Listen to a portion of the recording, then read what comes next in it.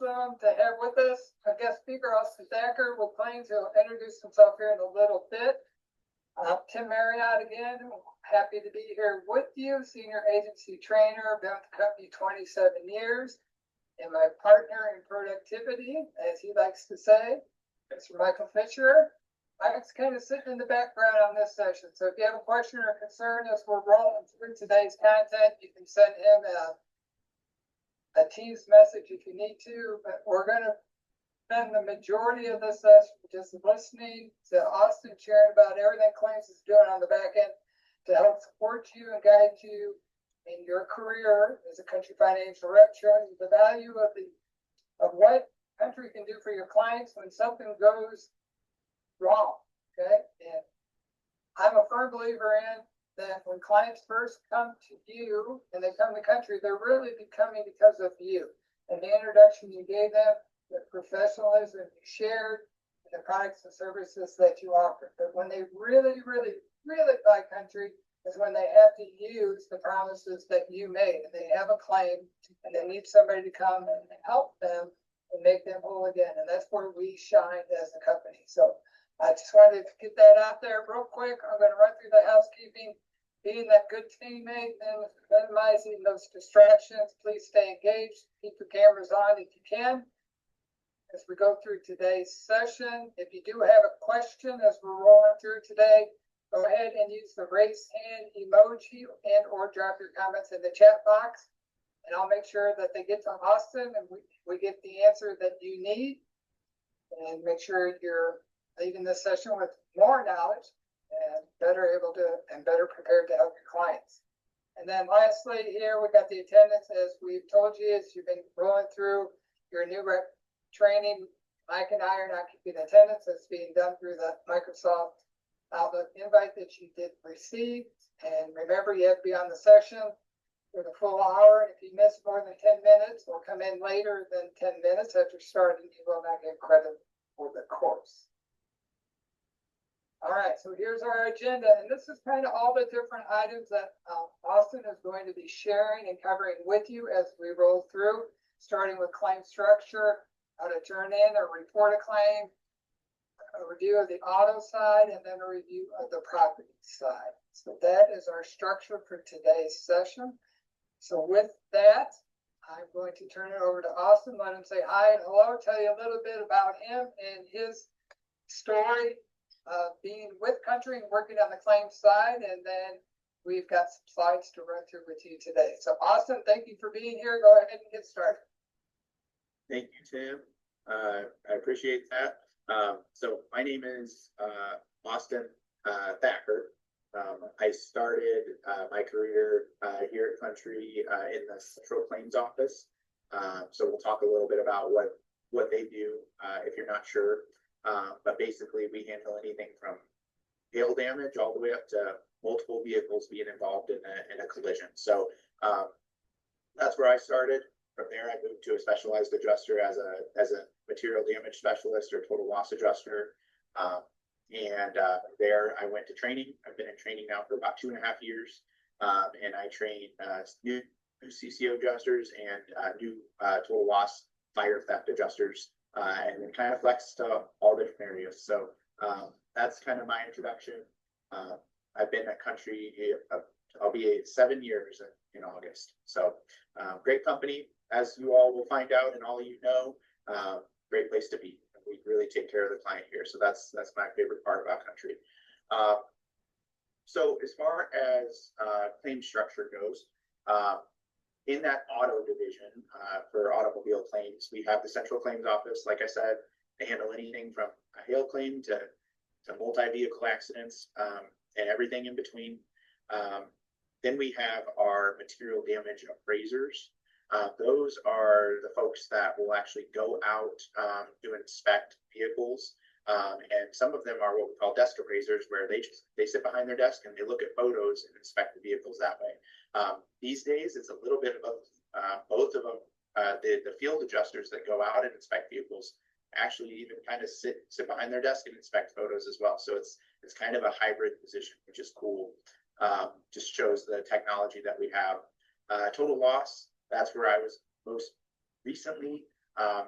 The way I like to explain it is I was the person who got the phone call from the client. They yelled at me when I gave them their offer for what I was going to offer them for their vehicle when it was no longer repairable. But that's not entirely true. But sometimes we also handle any sort of fires or thefts. So if a vehicle's stolen, or if a vehicle catches fire and is damaged, that total loss area would handle that as well. So we do those investigations. Casualty division. So casualty is a lot of it has to do with injury, whether the medical pay, personal injury protection PIP area, that's for our insureds, injuries to our insureds. And our liability area is typically for injuries to other individuals that we may have damaged their property or injured them. They also deal with like dog bites and crazy things like that too. Workers' compensation. If somebody gets hurt on the job and their company is insured with country, they will work with those claims. Litigated claims. Anytime there's any attorneys involved, it's going to litigation. They're going to step in and be a part of that. And subrogation. Subrogation is an unsung hero. Those are the folks that go back after the people who are at fault for an incident that happens. It helps our insurance get their deductible back and helps us, Country Financial, get our money back. So they're a really important group. And then we've got our property division. So we have that same as auto, we have field and desk appraisers. The field folks are the ones that usually go out on foot and meet with the client face to face after some property damage. And then we have our desk adjusters that sit behind their desk. They review photos of damaged property, and they both do similar roles. Our personal property adjusters, those would be the folks that handle anything that would be considered personal property inside the house. And our catastrophe team, they're a really important team. Those are the folks that are going to be kind of our first responders that go out if there's a large natural disaster or if there's a high volume of claims in a certain area for property. They're going to be the ones that are going to deploy out there and help our insureds when they're in need most. And then large property loss units. So those are going to be the ones that deal with the large commercial spaces or multi-million-dollar homes, things like that. That's going to be the team that's going to go out in those situations for property. Your Click to Know, I'm sure they remind you all the time. Click to Know is your best resource, right? So claims best practices, anything like that, you are going to go out, you will gain lots of insight through any of that. It talks through auto claims, tow reimbursement, any sort of processes. Click to Know is your best friend. And looks like Michael linked it in the chat here. So that's a great resource to go to answer questions that your clients may have. So a lot of times we get the question, how should I report a claim, right? Or what's the best way to report a claim? Well, there's a couple of ways you can report a claim, right? We can do it through, you can do it through Navigator to help out the client, right? But the client can actually put in their own claim through the Country Financial app or the Country Financial site. But still to this day, the best way for a client to report a claim is going to call 866 Country. If it's Monday through Friday, 8 a.m. to 4:30 p.m., and they need to call in a claim specifically on the auto side, if they call that claim in and they get on the phone with somebody to put in that claim, they will get transferred to a specific auto adjuster and they will help them with that claim that day, sometimes right away. So as far as a client experience, that is the best way to do it, is to call in still right now. It's just going to be the fastest service for them, especially on that auto side. So all of them will get you there. All of them will get you assigned to somebody, but calling it in is still probably the best bet for them, depending on the type of claim. Auto claims. So this is kind of my area of expertise as far as the training side. So that's the bulk of my experience has been on the auto side. Couple of questions that we usually get, right? A lot. Why should we report a claim, or why do we need to report a claim, right? Good question. So specifically on the auto side, it's usually gonna be 8 to 4:30 is gonna be their best bet to get somebody on the phone, because that's typically our reps work, typically those hours. And it's depending on the type of claim, you're gonna get the most amount of people there to help you handle that claim. So good question. So as far as reporting the claim goes, obviously when you report the claim or the client reports the claim, we can start investigating right away and start moving things forward on the claim as fast as possible. And usually fast is that's something that our insureds are very happy with, right? Most of the time, as long as we do a good job of it. So we always want to get things moving forward early so we can get out ahead of it. And then the estimating options that the clients have, right? So there are actually a lot of options now. If you think back 20-30 years ago, it was really just our field appraisers would go out and look at the vehicle, and that was pretty much it. Now we have a ton of different options. Our newest and I would say best option for most types of losses is going to be our photo estimating. That is a really cool tool where we basically send a text message to our client. They click on that text message, and then it walks them through how to take photos of their vehicle. And if they've already gotten a shop estimate, they can take a picture of that shop estimate right there. And it all goes to our field appraisers here at Country, and our field appraisers review that damage and write up an estimate. So it's a really, really cool tool. They have like heat map imaging to help us see certain damage. It's really, really fun. Fun for me. I'm a nerd on that stuff. So it might not be too fun for you, but it is fun for me to see that stuff. So, and then we have our direct repair program. So those are specific shops that work directly with Country. They write Country approved estimates. They know our guidelines, and they really streamline the process for our clients. And we are building our direct repair program more and more and more, especially in the areas where we may not have an appraiser that's available. We really want to try and get those direct repair facilities out there to help our clients. And then our Country appraiser, right? Those are the folks that go out face to face and meet our clients, talk with them, shake their hand, write an estimate, and give everything to them. That is kind of more of our boutique service that we could try to hold back on it unless we absolutely need to send them out, because they're honestly going to get the faster service through the photo estimating or a direct repair program a lot of times. But it's still a great service that we still do offer. And then our last option is body shop estimates. So these are shops that don't work directly with us. So the recommendation for you when you're talking to your clients about getting estimates or how they're going to get their vehicle estimated, my recommendation would be wait till the adjuster contacts you and they will give you the best option to move forward. I would stay away from, hey, go get two or three estimates from body shops and we'll take the one in the middle. That's how things kind of used to work a long time ago, but that's just not the best process now. Just wait for that adjuster to call you and they'll give you the best option. So that's really kind of what we want to drive home to the client if they ask you about that. The most popular question about estimates, what if they find more damage, right? The first question from our client is, hey, you guys wrote this estimate for $1,500 and I was talking to the shop and they said it was going to be $5,000. So do I have to pay the difference? Well, what we always explain to our clients is we write our estimates, our initial estimates, based on the damages that we can see at the time of the estimate. Anything else that comes up that's related to the loss, we will take care of directly with the body shop. All the body shop has to do is let us know that there's additional damage. If it's related to the loss, we will take care of it. So just giving that reassurance to the client that, hey, this is just an initial estimate. It's not the end all be all. We will take care of anything that comes up as long as it's related. So some other good questions that come up with auto. So who's at fault? I'm sure that's a common question that you will hear or you do hear. And really the answer is, it depends.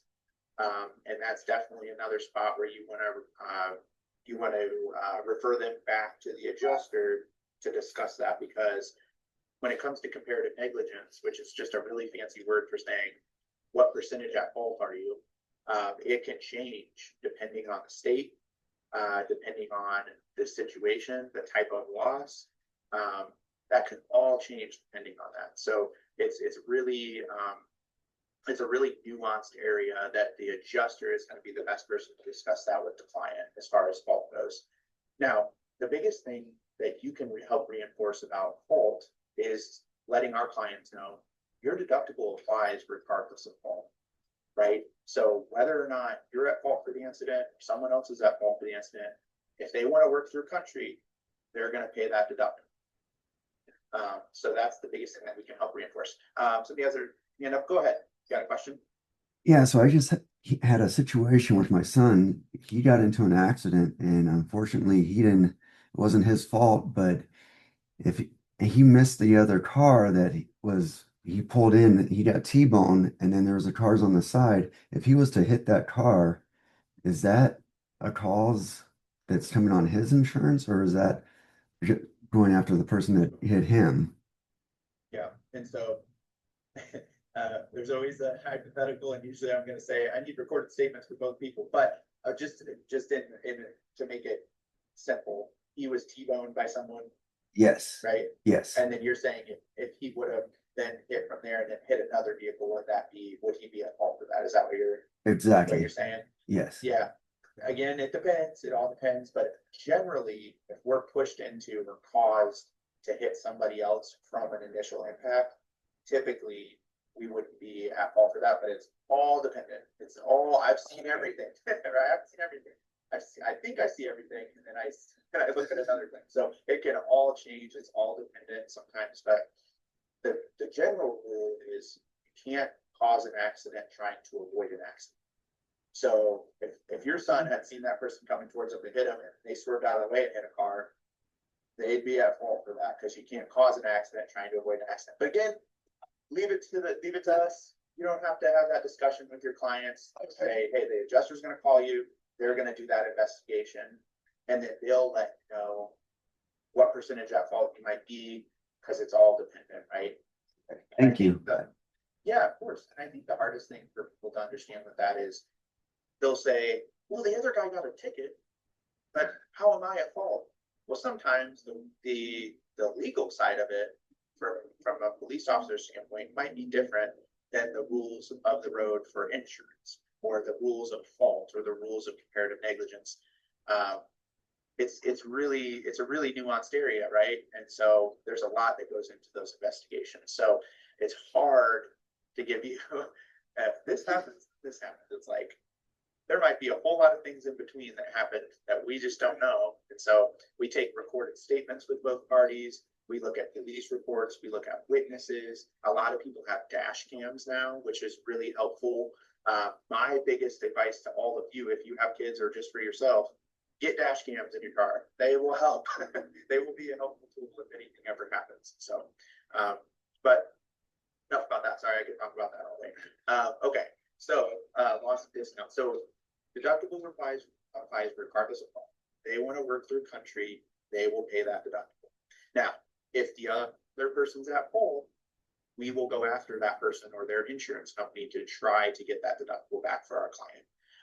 Our biggest thing is we always try to get our deductible back first for our client before we take any money as a company. So we always try to reassure the clients of that. And then if they are at fault, so if our insured is at fault, they lose that discount that they may have gotten referred to them for the good driver or whatever that discount might be. That's always typically the way that we try to phrase it. It's what we call a chargeable claim. If it's a chargeable claim, then that means their rates will increase. We just don't know how much. So us as adjusters will refer them back to you if they have questions about how much it may increase.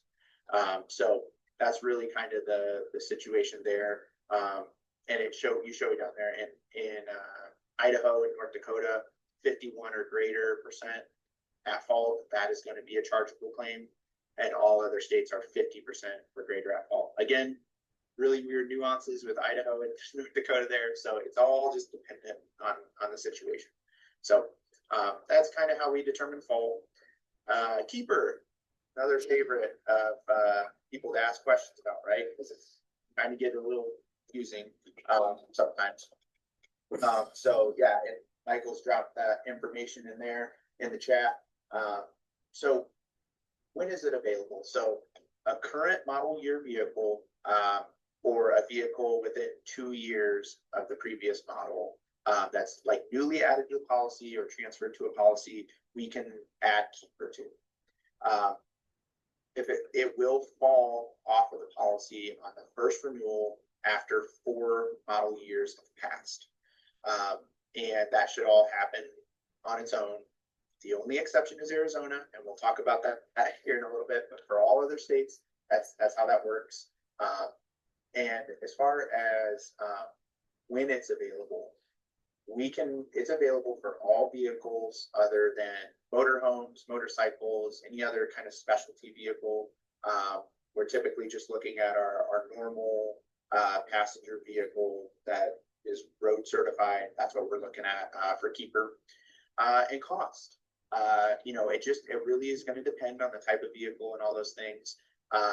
But we can typically tell you it's pretty affordable for the client as far as the services that they get out of it or the advantages that they get out of it. So what we're going to do here is we're going to walk through a couple different scenarios of keeper. And I'm going to try and break it down as clearly as I can. But again, that resource that Michael has added there will be very helpful for you because it is a little confusing. So the first scenario here is the repair cost is less than actual cash value. What is actual cash value? So actual cash value is what the vehicle was currently worth on the market compared to other vehicles that are similar prior to the accident happening. So if you think about 1 second before that incident occurred, where the loss occurred, 1 second before, what would that vehicle have been worth on the market? That's what actual cash value is. So that's the way I want you to think of it. So our repair cost for the vehicle, for the damages, is less than the fair market value for that vehicle. Okay, so if that's the situation, and we have the numbers there, so the repairs were going to cost $8,000. The vehicle was actually worth $20,000, and for a brand new version of that vehicle, it'd be $30,000. So in this case, it's the vehicle's still repairable. This is actually probably the best way to sell it to your client, because this is probably the most common scenario is that the vehicle is actually repairable in a loss. We are not going to take depreciation on any depreciable parts. What does that mean? So the way I like to always think about it is a good example is a car battery. So a car battery, we typically give it 4 years of life, meaning after 4 years, pretty much all the value is gone out of the battery as far as our repairs go. Let's say, they have a 2-year-old battery, and a new battery is what, $200, something like that. It could be more, could be less, but let's say it's $200, and they have a 2-year-old battery that gets damaged in an accident. With the keeper policy, we're not going to take 2 years of value off of that. We're just going to pay them for a brand new battery. Same goes with belts, hoses, tires, any of the things that would typically be able to be depreciated for the use that it's had. We're not taking any depreciation off. So that's huge. So right there, if you say a client was in an accident and they or suffered a loss and they had to get a new battery and that battery was 2 years old, well, that right there, if that battery was $200 new, we're just going to replace the entire battery. That could save them $100 or more, right? So just right there, that kind of helps pay for that keeper endorsement. So that's a really good way to sell it to the client, to let them know, hey, it's not just about your vehicle getting totaled out. If it's repairable, it actually does a lot for you as well. So that's a good way to think about it. The second example, it's a not so common scenario, so it's a little confusing. Again, I'll try to break it down as best as I can. So we're looking at this, in this situation, we're looking at the repair cost and the estimated salvage value. What is this? What is salvage value? So the way I want you to think about salvage value is what that vehicle would be worth in its current damaged state if we were to sell it at auction, which is what we do with total vehicles. We sell it at an auction, at a salvage auction, and we get, whatever we get for it. So that's what salvage value is. So we look at the repair cost, which is the cost to repair the vehicle, our salvage value, which is the cost if we auction the vehicle off in its damaged state. And we look at those numbers together, and that value exceeds our fair market value for the vehicle, but it doesn't exceed what a brand new version of that vehicle. So what are we talking about? Well, think about a Toyota Corolla, a 2022 Toyota Corolla. The replacement cost on that is actually what a 2025 Toyota Corolla would be. That's what we're looking at for replacement cost. So the repair cost and the salvage value, what we would get at auction, is together are more than our fair market value, but it doesn't exceed what a new 2025 Toyota Corolla would cost. So again, doesn't happen all the time, but if it did happen, what are their options? Well, they have a lot more options if they carry the keeper than if they didn't carry the keeper. So here are the options. The first option is they can cash settle with us. Well, what does that mean? Cash settlement means we would pay them for the amount of the estimated damages minus their deductible. That's a cash settlement. Not only do we cash settle with them, but we would actually help them sell their damaged vehicle at auction. So not only would they get the amount of the estimate less their deductible, but they'd also get whatever they could sell their vehicle for at auction, and Country Financial would actually assist them with that. So that's a really good option there that they wouldn't normally get if they didn't carry the keeper coverage. The second option, we can actually repair those vehicles past the cost of the fair market value. So we would actually, the insured could elect to repair their vehicle past the value of it. And that's just another benefit of having the keeper coverage. You would not be able to do that if you didn't have the keeper coverage. And then the third option, they just say, you know what, just go ahead and total it and just pay me for what the fair market value is on the vehicle, less their deductible, and then we would take possession of the vehicle. But as total loss adjusters, that's our job to explain their options to the client and make sure that they're making the best decision for them, right? But these are all great options that they get only if they have the keeper coverage. If they didn't have the keeper coverage, their only option would be number 3.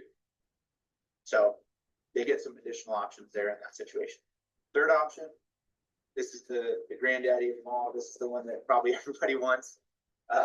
The repair cost plus our salvage value is more than our market value and more than our brand new vehicle. So whatever a 2025 Toyota Corolla would cost, there's what we get to do for them. We get to basically pay them for what a 2025 Toyota Corolla costs. So they have a 2022 Toyota Corolla with 60,000 miles on it. We get to pay them for a brand new 2025 Toyota Corolla with 0 miles. So that's the best option out of all of it, but it doesn't always turn out that way. So we don't want to sell it to the client as that because that's what they're going to expect. It just depends on the situation. Go ahead, Stacy. So in this scenario here, we're paying them the 30,000. Yeah, so it'd be 30,000 plus if we owe it for taxes and all sorts of other little things, title, registration, all that. So, yep. So we would actually pay them for that 30,000 number because that's what a brand new 2025 Toyota Corolla would cost. Does that make sense? And I mean, it makes, I hope it makes sense, but it's a really great value for them, right? Go ahead, Jimmy. So if they wanted the bells and whistles on the new car, obviously Country's not going to pay for that, right? Yeah, good call, right? So we always explain to our client it is a substantially similar vehicle here. So what we do is we use a service that will go out and say, hey, they had a 2022 Toyota Corolla Limited or whatever it was. We're going to go give them a 2025 Toyota Corolla and whatever package has the same or similar options to whatever their vehicle was. But their original vehicle had 60,000 miles on it. We're going to pay them for one that's brand new off the lot, right? That's what the value we're going to pay them for. So really good deal. Go ahead. Do you have another question, Stacey? Yeah, I sure did. So are we finding this vehicle for them or are we paying them that? No, we're just paying them. Okay. We're doing that based off of a service that we use, and then it's kind of up to them to go find a vehicle. But the way that we're doing it, we're actually looking at dealer quotes of like what they would sell it for right off the lot. So they should be able to, in their area, so they should be able to go and purchase a vehicle for that same or similar value.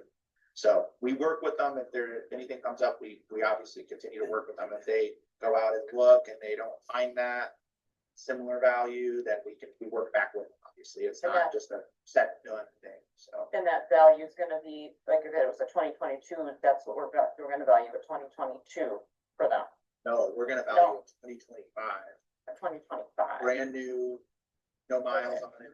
That's part of that keep. That's that really nice part of that keeper. But again, it doesn't always happen that way. Like if we look back to example 2, if it ends up that way, then we might not be able to offer that. So it just all depends. It has to meet this criteria in order to move forward that way.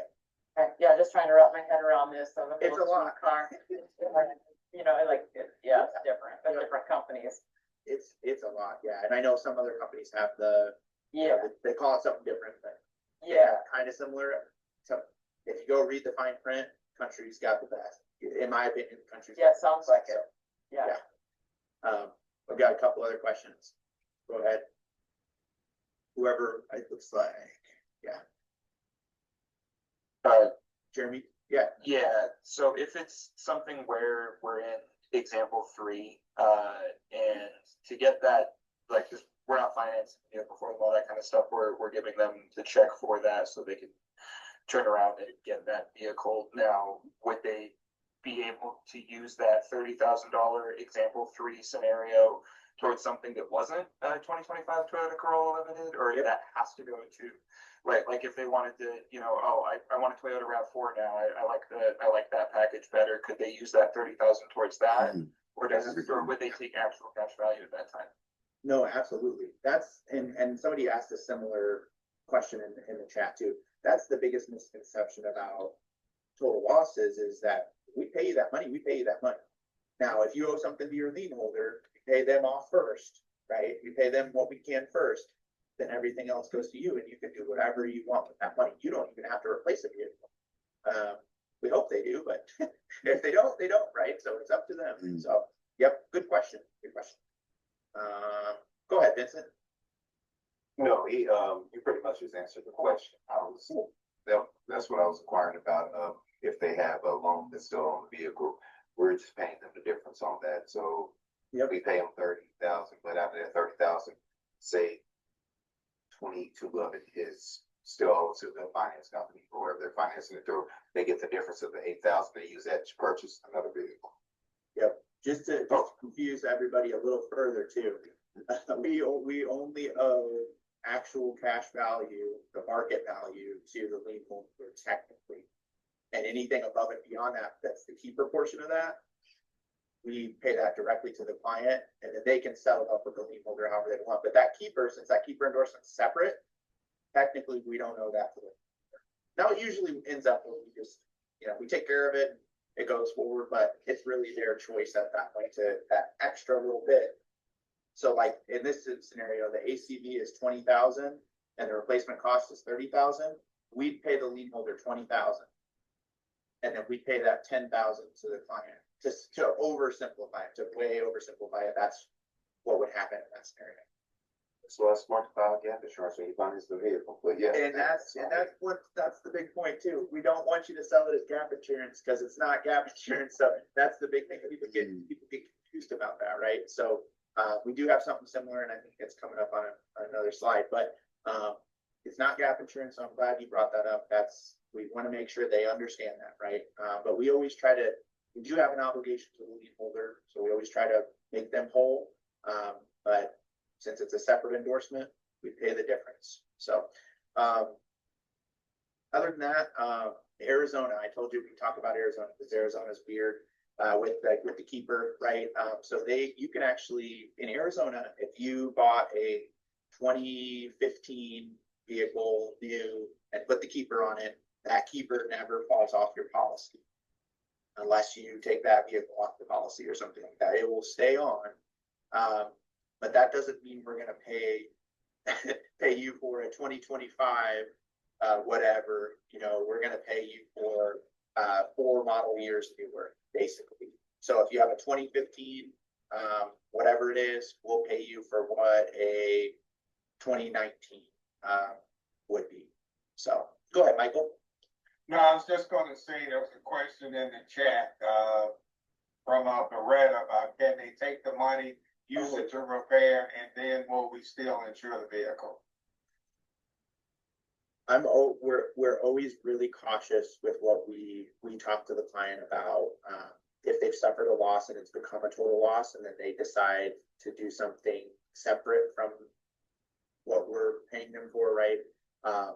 That we always suggest that they reach out to their agent and discuss whether or not that vehicle could be insured again, because a lot of the time, it's just going to be able to carry liability only on it, meaning they wouldn't have that collision comprehensive coverage because it has a prior total loss on it, or it's what we call like a salvage title vehicle. So again, we're always really cautious with that. We tell them, hey, that's probably going to affect your coverages. You should go talk to your agent, and in your terms, you probably then go talk to us underwriting about how that might affect things, right? So we never give them a hard and fast rule, and I don't want to give you a hard and fast rule because it's all just kind of dependent. But generally, it would go to liability only, is my understanding. So go ahead, Vincent, was that the question? Okay. You And answered right. again, it can all be different. I'm not in underwriting. I don't claim to be, so take it all. No, I was just confirming, because that's something that I asked in a previous, class about, insuring title and branded titles. When they have salvage titles, rebuild titles, they said that it could be done, but only as liability, so they will never be able to be full covered at that point. Yeah, and that's my understanding as well. So, yep. But again, I've been wrong before. I'll be wrong again. So, I just say talk to underwriting about it. But last part of the keeper endorsement, when does it apply? Like what types of losses, or when doesn't it apply? So the big thing that we need to remember about keeper is fire, theft, larceny. Even if they carry the keeper, it does not apply. Does anybody have a guess as to why that would be in those scenarios, why it wouldn't apply? Any assumptions or guesses? Well, obviously, they could get someone to steal their vehicle, driving the vehicle. Yeah, so those They types don't collect total losses either. Set it on fire. It's a, Christie's got it in the chat. So Yeah. we don't ever. Fraud. But those types of claims are the highest instances of fraud. We see the highest instances of fraud with theft, fire, larceny, unfortunately. So we just have decided to build that caveat in that, hey, we're not gonna cover, the keeper is not going to apply for this type of loss. So that's something good to remember. And then we talked about it earlier, right? It's not gap insurance. So we don't want to sell it to our client as gap insurance, because what people do nowadays more than ever is they go buy a new vehicle and they roll another vehicle loan into that new loan. And they maybe have done that 2 or 3 times. Well, even if we pay them out for the keeper replacement cost value, it still may not even cover the loan because they've rolled multiple loans in there. So we don't want to tell them, hey, we'll take care of everything for you if this happens. We don't ever want to sell that. They should be getting gap insurance on their own when they go and purchase a vehicle, if there's going to be that big of a difference. Because what we find out, especially if you work in total loss, what we find out is vehicles depreciate quick, like a rock. That's where Chevy got that, right? They depreciate like a rock. So they go, the price of value goes down, right? So it's unfortunate, but if they can get that gap coverage, a lot of times people have that now. We just can't provide that. The closest thing that we have here in country is in Washington, and it's called the loan value endorsement. So if you sell in Washington, they have that. And basically what that allows us to do is pay the value of their loan less their deductible if their vehicle is a total loss. So that's the closest thing that we have at country. But just try to stay away from that verbiage when you're talking to clients about it, because we don't ever want them thinking one thing and then the situation happens and now they're upset because they're like, oh, well, I thought you were gonna pay my loan off, right? Well, fortunately, that's not what the keeper is built for. So, okay, that was keeper. I handled a lot of those, and so I definitely kind of nerd out on that part. But are there any other questions on that? I know it's a little confusing. Like I said, Michael's got a really good information in the chat there for keeper, but that's all I got on it, at least for now. So, any questions at all about? Oh, go ahead, Stacy. Yeah, so that just brought my head back when you were saying about that last example there, where the actual cash value is what's paid to a lien holder, right? And so how do we get around explaining how that's not, are we paying that lien holder, or are we still just giving this money to the client and then it's up to them to get that taken care of? The second thing you said, right? Okay, okay. And we explain that to the client. And sometimes they'll say, well, can you just pay them all of it so that it's paid off? And we will. We work with them, right? But technically, we just owe that actual cash value to the lender, since the keeper is something separate from their coverage that they purchased. So, yep. So the second thing you said, we just pay them the separate. We usually just pay them the separate, and then they take care of whatever else they owe to the lien holder. Okay. Okay. Yep. Doesn't come up off like too terribly often. So, go ahead. What else do we have here? Is that Jeanette? Yeah, in example 2 that you gave, you said that the client can choose to have the repairs done. Does that make the vehicle still a salvage title if Most they of the choose time, that? yeah, that's a good question. Most of the time, we're able to avoid that because we reverse it from being like a total, right? So we go back to all the places that it got reported to as a total, and we try to take that back. And now it's repairable, and they should be able to continue their coverage that they had. So they'll still have comprehensive collision, all that good stuff, because now it's technically repairable, right? Okay. So there are caveats there, right? So if it's structurally total, like meaning there's structural damage to the vehicle, we won't repair it, right? And there's different rules and regulations for each state on that. But just in general, if it's the values that push it to a total loss, then that can be an option for the client to repair it. But if like they're absolutely, or like the frame is split in half, we're not going to repair that vehicle, right? That's just going to be a total loss. So there's weird different caveats. Again, we can go down a million rabbit holes on it, but yeah, just refer them back to us, the total loss adjuster, if they've got anything interesting going on, and we'll be able to explain that to them. Okay, So, and my other question is, as far as for the shops that work with Country Financial, is that something that's provided through claims, or do we have access to a list for that as well to provide for them if they ask us what those shops would be before they decide to go down that route versus their own? Yeah, so we have a list on our side, but it would be a good question for Michael,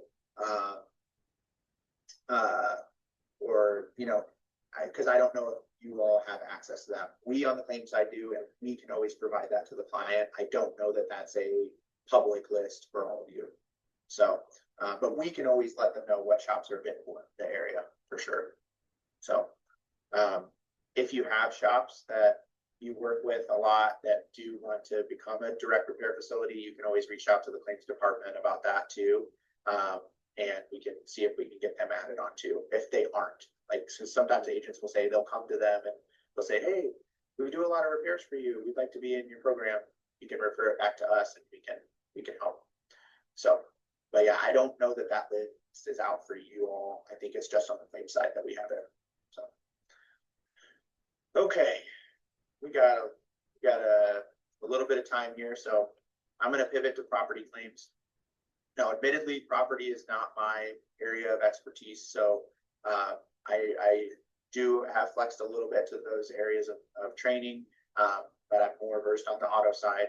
But we want to hit a couple of specific things with you on the property side. Storms. So it used to be there was a storm season. Now it's just kind of storms happen all the time, right? So they can happen kind of anytime, any place now, it seems like. So that's a huge part of what we have to deal with, right? As far as claims. And it's our opportunity to shine with the client when a storm happens, because we like to pride ourselves on being the first ones out there to take care of it. Here, I'm here in Bloomington, Illinois. So tornadoes are our biggest threat that we have, right? That we see. And I know different people in different areas have different things that can come up. This is a picture of a tornado that went through Tuscaloosa, Birmingham area. That was back in 2011, and you can just kind of see the destruction of the path of the tornado that it left, and just how devastating that these can be. So the first couple are pictures of tornadoes. This one hits a little closer to home. So this one is in Washington, Illinois. It's about 10 minutes from where I live, and you can see like the before picture on the left and the after picture on the right of when that tornado came through in 2013. And that was a pretty devastating loss. But like I said earlier about, priding ourselves on being the first ones out there, when this specific incident happened, we gained a lot of clients because a lot of clients saw that we were the first ones out there and we had taken care of the client, and we were leaving town when the other places were showing up to help. So that just shows you how much of a incentive, or how much importance we put on situations like this, right? Where there's big losses or big storms that happen. It's really all hands on deck. So you can just see a couple more of these are just showing kind of the devastation of some of these different storms, and just really how bad it can be depending on the situation, and really how it really throws everybody's life into the air, right? You don't have somewhere to stay. This is when insurance is needed the most, and this is where we want to try and shine. These ones are interesting. So I know it's kind of hard to see. On the left-hand side, the top and the bottom, that is actually a foam, like Nerf sword, kid's toy sword, and it went through the windshield. So that was from the winds of a tornado. So that can really show you how devastating that wind can be. So imagine if that was a piece of wood or whatever, right? That just how much force it can have. And then the one on the right is a CD or a compact disc. So anybody born in the 2000s, that's something that we put music on and we put in our cars. We had a big book of them in our cars. So if you're not sure what that is, it's just music. That's what's on there. But that one flew through the air like a frisbee and went through into a windshield. So you can just see kind of how devastating those can be. So those are just some of the pictures that our storm duty folks took while they were out helping people with storms. Reporting the storms is extremely important.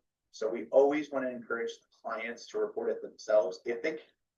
Obviously, there's different scenarios, but if they can, the reason for that is we'll get the most accurate description from the client of what happened, rather than you or someone else trying to do it secondhand, right? So we want to do that. We don't want them to wait to report it, because we'll see in a second here how we kind of report out our storm claims or our property claims. If they wait to report it, then they might get pushed back in line a little bit. Whereas if we have a ton of claims come in right all at once, we know, hey, we got to get all hands on deck out there right now and get people, get the help to people right away, right? And then we always want to make sure we've got accurate phone numbers, lost location, description of loss. So if you are helping out the clients and putting in some of these claims for them, make sure we're getting the most accurate information that we can. And obviously the severity is a big deal, right? Severity is a big way of how we know who to get out there or how many people to get out there to help the clients. So this actually shows you how we assign claims in property, and it shows, you can see the little houses are basically just signifying how many claims are in that area, and then the different colors are severity. So if we know we have a ton of really severe claims in one area, we're going to get a lot of people out to that area to help them as fast as we can, right? And we try to keep tabs on the weather and things like that, but claim volume is going to be the best way for us to know how quick to get out there and how many people to get out there. So it's really important. And we always try to encourage the client to do that so that we can get people out there as quick as possible. This is another part of taking care of the clients. we will actually set up mobile claim centers out after a storm, and that's where we come out and we set up in like a school parking lot or maybe even an agent's office parking lot, right? To help the clients cut checks, get them going and get their life going again, right? Nowadays, we also have digital payments, so it makes it a lot easier to do it digitally if we can.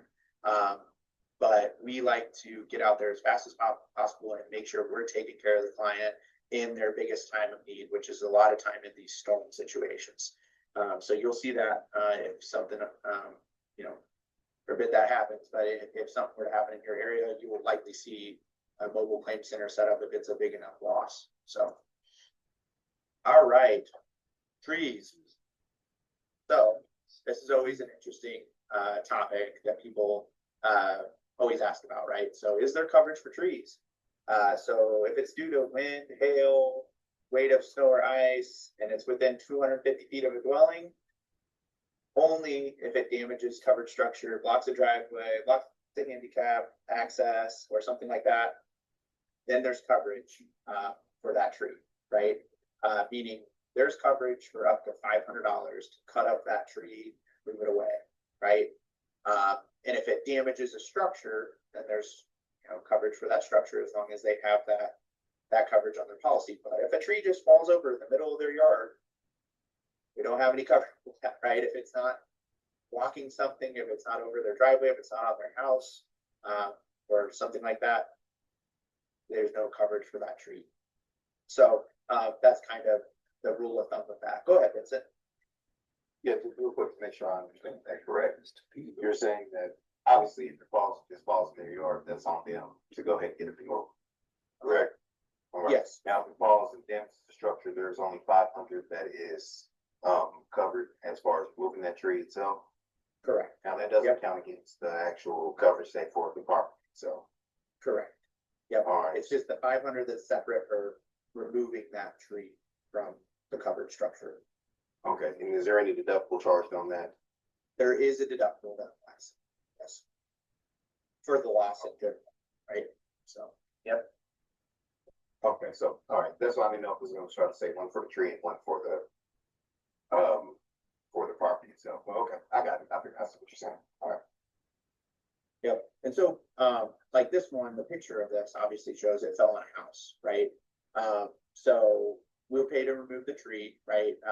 If it goes onto a structure, we'll pay to remove the tree, and that would go under so to go back on that, if there's no damage to a structure itself, and let's say it falls across your driveway or blocks a handicap thing, we'll pay up to $500 to remove it. But if it falls onto the structure, then we'll pay to remove the tree using the coverage from that structure. Sorry, I kind of said that backwards. So if it falls onto a structure, we'll use the coverage from that structure to pay for it, haul away the tree. If it falls over a driveway or something like that, it doesn't damage anything, we'll pay up to $500 to remove it. That's how I should have. I'm sorry, I was backwards on that. So yeah, so that's kind of how that works. Yep. And there is a deductible that goes along with that. So go ahead, Ari. If I'm saying that right, sorry. Yes, all right. I have a question. So, like, let's say it's my tree, it falls into my neighbor's house, and it damages the dwelling. Where does the coverage come out of? Does it come out of the dwelling coverage or liability coverage? You must have read our minds, because that's the next thing that we're going to talk about. So if my neighbor's tree falls on my house, or vice versa, how does that work, right?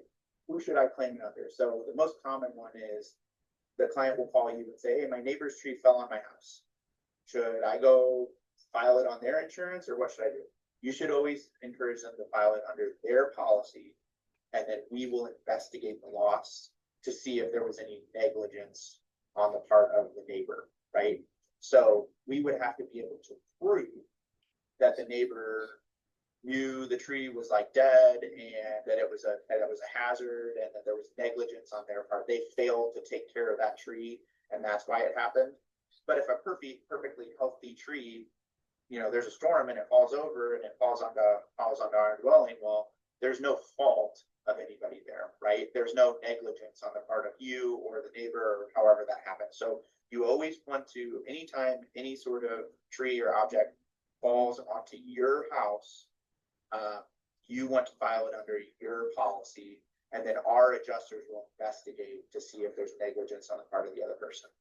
So if we can prove that that other person was negligent, then we can go after them and subrogate. Exactly.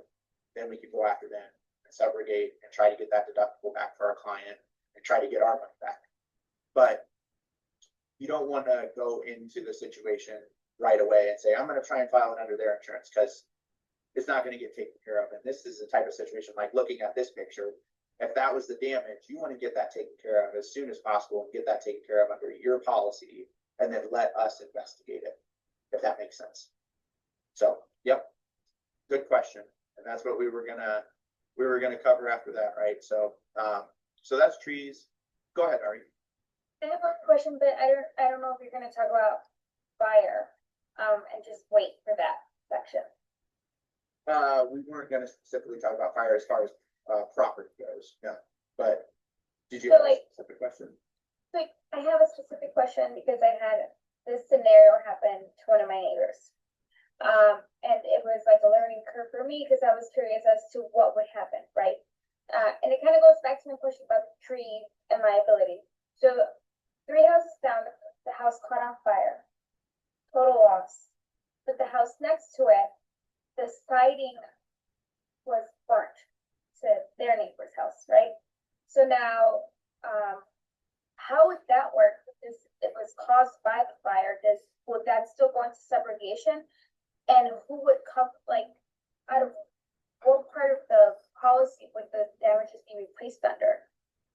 I think that's all gonna be more of an underwriting question, or more of a question for the adjuster handling that, because everybody's policy is different. Right, so your limits of liability and things like that are all different, and what we would actually pay for, what we wouldn't, depending on who damaged what and how it happened. Because some things are, like with a tree, right? Some things are, there was just a storm and a perfectly healthy tree was uprooted and onto someone's house. Well, no one was negligent there, right?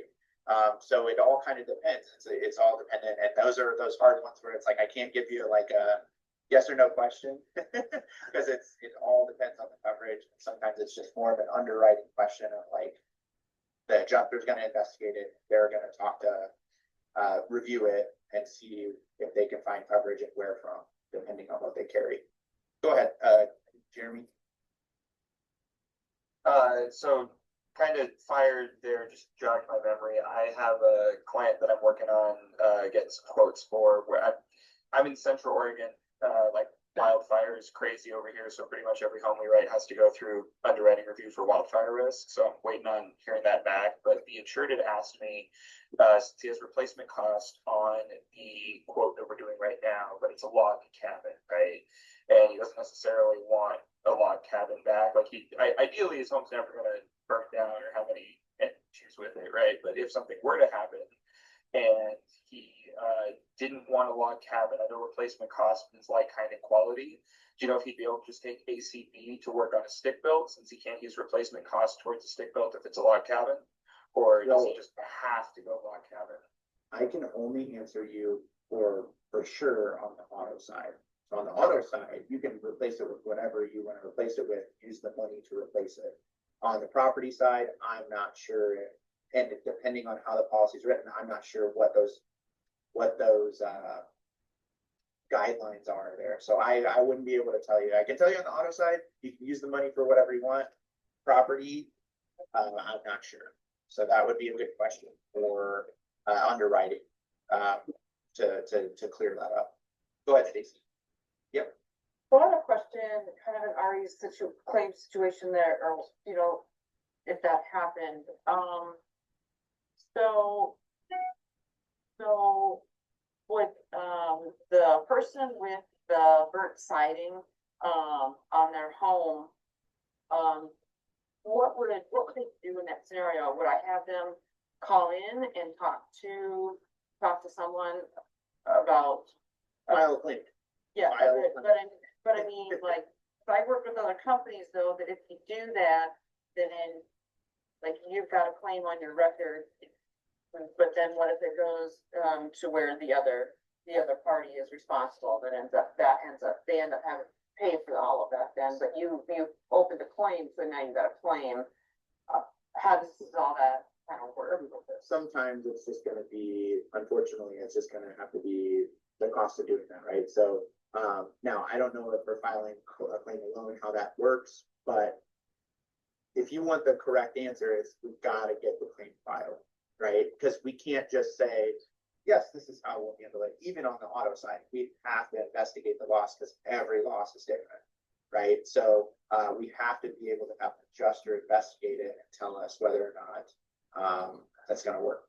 For the prior companies I had, like, a lot of people get upset because they call up sooner, like, I didn't have a claim as a CWAP.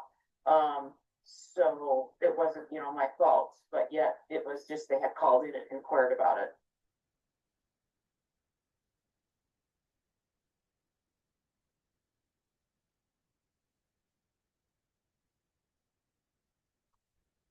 Can everybody hear me?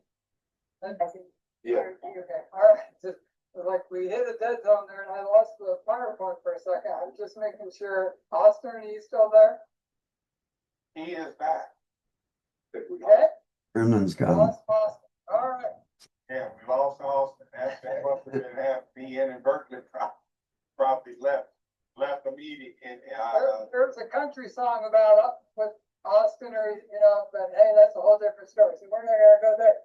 All right. So why don't we just kind of keep moving on? We'll see if he pops back in here as we wrap up the session. I'm gonna take control. And let's see where we were. We were on this slide, correct, Mike?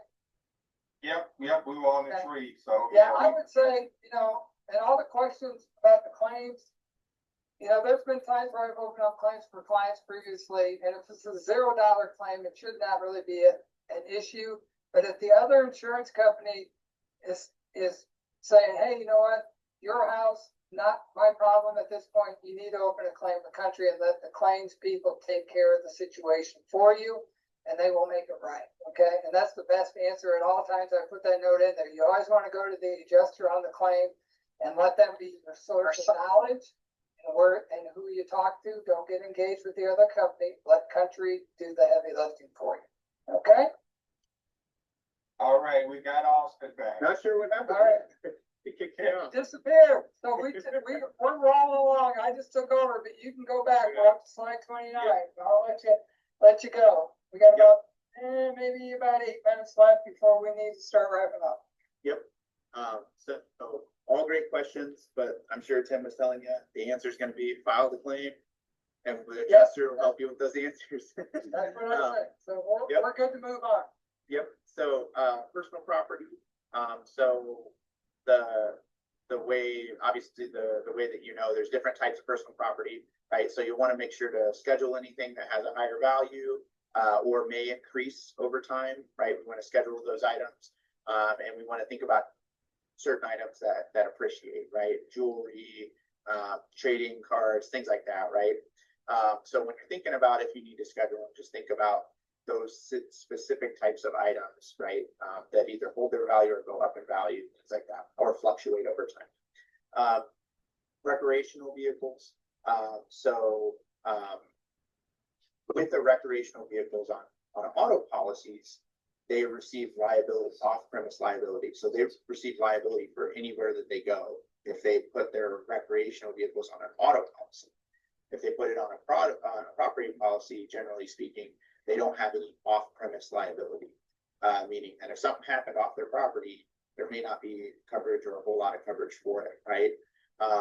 And they just get they get a more robust coverage on auto. They also get medical pay and personal or personal injury protection coverage if they put it on an auto policy. So if they were hurt or someone riding with them was hurt, there would be some coverage there that they can get on an auto policy.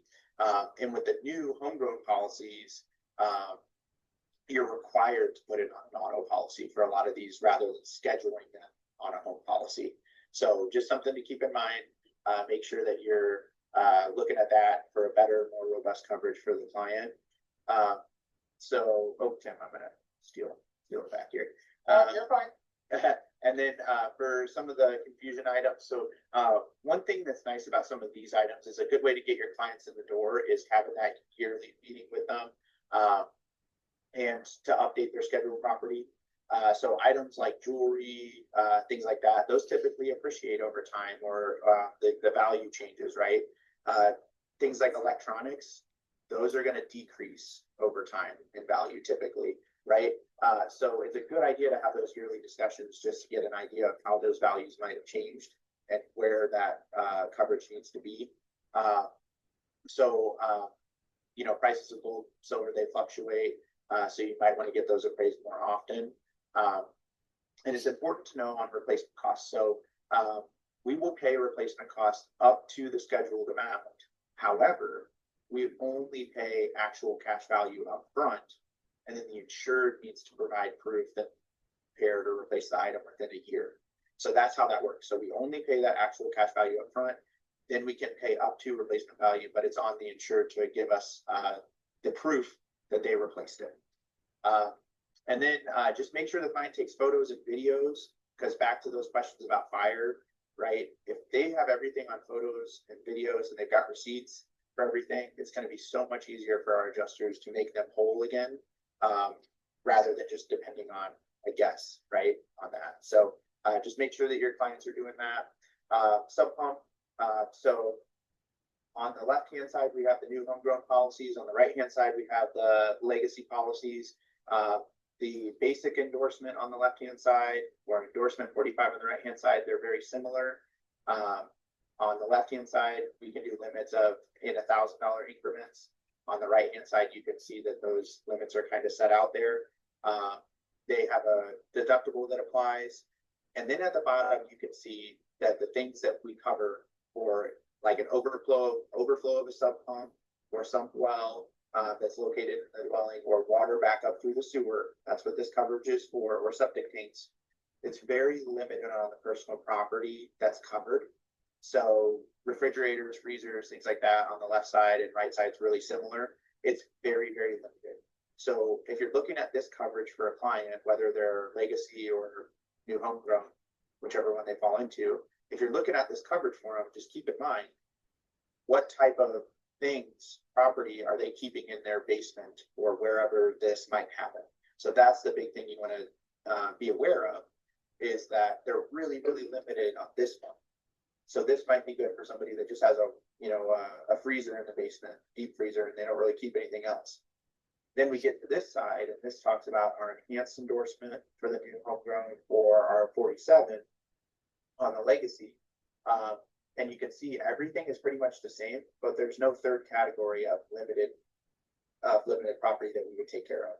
So this would be more for somebody that stores a lot of personal property in their basement, and maybe they have a finished basement, things like that. So it's always good to have those conversations with the client, like, hey, is your basement just a dungeon and you got a freezer and a washer and dryer down there? Okay, you might want this, but do you have all these other things in the basement?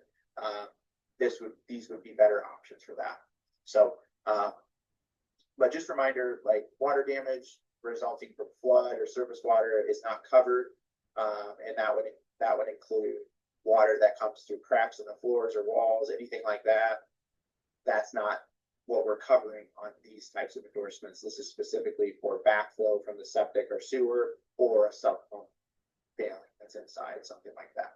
So these are separate from flood insurance. Okay, rental coverages, auto rental for personal auto rental, $40 a day, $800 max. And I wish I could say that 200 more times, but we don't have time. That is big, right? The client thinks they only got up to $40 a day, and they only have up to $800 on that loss. Our adjusters try to do the best that we can to limit that for them and keep tabs on that. But just unfortunately, sometimes that's not enough, and we know that. But that's just a big thing to make our client understand we can't pay over that 800. So that's on our personal auto. So just like regular vehicles that are on the personal auto. Now with commercial, we can pay up to $1,000 maximum policy total, and there's no daily limit. And that because obviously those commercial vehicles, they can be a little more expensive to rent than a regular passenger vehicle. And then the Farm Agri Plus, extra expense endorsement. So this is a really cool one. They can rent, farm building equipment. So think about a farmer that is in the middle of harvest or planting and something breaks down. We'll actually be able to give them money to rent something like that. And that's huge if that's their livelihood, right? So that can be really good for somebody in that situation. They get $1,000 automatically, but they can get additional coverage that can be purchased through there. Last but not least, if an attorney were to send you anything, any sort of legal entity calls you or sends anything to your office that looks to be involved in a claim or something is going on, call the claims department, see if there's a claim that exists, and if it doesn't, file the claim. Let's get that over to them, because what they do is it might be a 400-page demand, and on page 127 there's something that says if you don't respond to this in 10 days, you're going to pay the entire amount. And that's just kind of what happens, unfortunately. So make sure if you ever get anything like that, get it right over to claims, and then we can take care of it. Okay. I made it. Okay. All right, so let's go ahead and give Austin a round of applause. A lot of information covered in there. I think Mike and I would both echo, when you hit shades of gray, the best thing you can do is call underwriting or talk to the adjuster. A client reaches out to you on a claim or a situation, let them know that the best person is talk to the adjuster. You can send their information over to them and have the adjuster contact the client. You want to be there to help and advocate, but you don't want to get in the middle of the claim. You are not the expert. We have plenty of experts to help your clients behind the scenes. So with that, Austin, thank you very much. Appreciate it. We're going to wrap up. We got a couple of minutes left before the end of the session. So thank you again, Austin. Thank you both. And yes, file those claims, ask those adjusters. That's good. Yeah, there we go. All right. Yeah. Great job, Austin. All right. So I'm hoping Magical Mike's going to drop some more links in there for me, or did you get them all out so far? I'm sure there's probably more coming. Mike, I think he just takes them with you wherever he goes, and he just can drop them out of the sky sometimes. But does a great job of putting the links in the chat for you. Everything that Austin was just talking about, stuff in there on the claims, sewer backup, sump pump endorsement, level up, underwriting manuals, lots of great stuff there. Just understand you are not going to be an expert when you first start out. So sometimes the best answer you can give your client is, you know what? That's a great question. Let me look into that for you, and I'll get back to you as soon as I can. Because then you're going to learn, and then you can share that knowledge with your client. So it's going to take a while. It literally takes you a year or two to really start getting 100% comfortable. So you're going to feel uncomfortable for a few months as you get started, and that's just how it goes because we're teaching you so much. There's a lot that you need to learn and absorb and retain. Anything you want to close with, Mike? No, that's it. I mean, that's sage advice there, and Austin shared it what it says. When in doubt, ask the question, but really the adjuster assigned to that claim is your primary resource for helping you with your client's questions and making sure that prompt responses is had by all parties involved. So work with that adjuster to help you through those issues. Yeah, and try to be very careful when a client calls in and they start telling you, X, Y, and Z happened. You go, well, I'm sure that's covered. Don't ever say those words because you never know. Because we have a saying in my house, no matter how flat you smash a pancake, it still has two sides.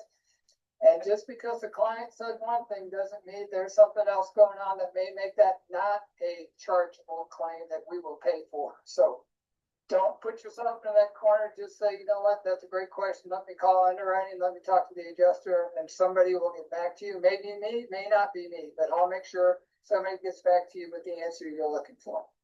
Okay?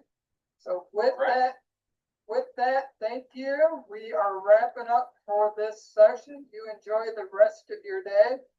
Mike and I are going to take a little break. We got to come back this afternoon and keep rolling along. You all have a great day. Thank you. That's it. Take care, everybody. Be well.